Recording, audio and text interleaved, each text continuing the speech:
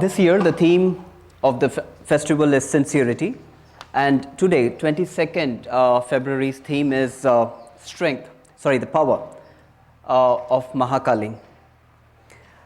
Today, we are going to talk about the residential zone. In this session, we seek to understand the mighty force and strength of Mahakali required to manifest the residential zone.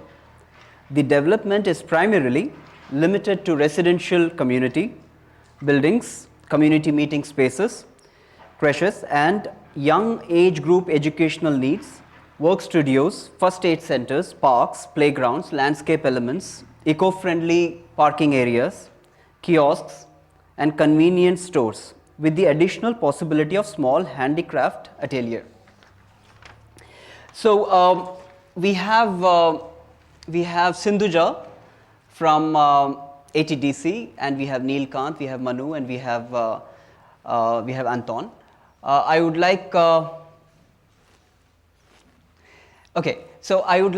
request you guys to briefly give a little intro about what do you think residential zone is according to you. Why did mother, she made a drawing of Auroville and she made 4 zones, and prominently it featured residential zone. What do you think was her aspiration of having a very specific dedicated residential zone? And I would like you to touch upon the individual and the collective aspirations, or what is her advice for us new Aurovillians? So yes, in the very first sketch from which the galaxy was made, you see that the mother had defined 4 zones. She had not given any particular significance and size to the residential zone in her first sketch. She had just indicated that there be a predominance for each type of activity that will happen in the city, and also she had defined the peace area and the Matra Mandir in the center. The residential zone and the industrial zone form the biggest chunk of high density buildings in Auroville. The residential zone will house 40,000 residents. This is already detailed in the 1969 master plan which came out of the galaxy, from which the 2001 master plan was made in more detail.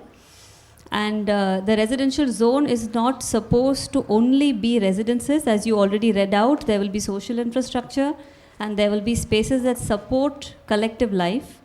So the significance of having a residential zone is that the activities are very defined actually in the master plan. There is an international zone which has a very specific aim.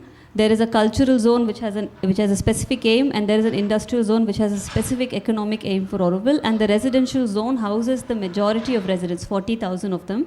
But there are 10,000 Auroville residents because our intended population is 50,000 who will be placed in the other zones and partly in the green belt.